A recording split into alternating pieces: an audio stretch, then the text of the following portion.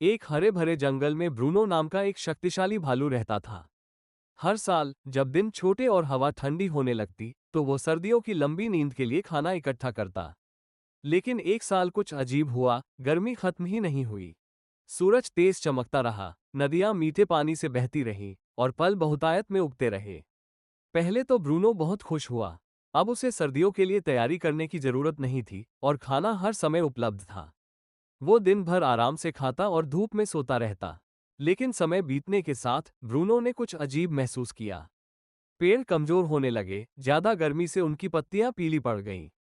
नदी सूखने लगी, और पहले जो फल आसानी से मिल जाते थे, वे कम होने लगे।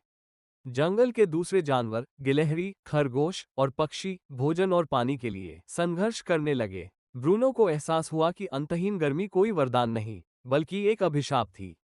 बिना ऋतुओं के बदलाव के जंगल संकट में था। उसे ठंडी शरद ऋतु की हवा, हल्की बर्फबारी और वसंत की ताजी खुशबू याद आने लगी।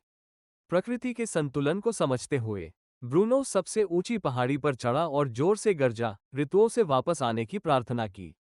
धीरे धीरे हवा बहने लगी और बादल छा गए। फिर धीरे धीरे शरद ऋतु आई, और उसके बाद बहुप्रतीक्षित सर्दी भी आ गई। जंगल ने चैन की सांस ली, क्योंकि संतुलन वापस आ गया था।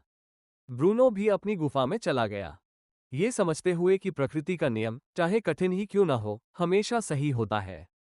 शिक्षा: जीवन में हर चीज का एक सही समय और उद्देश्य होता है। परिवर्तन और संतुलन को अपनाने से ही जीवन में शांति आती है।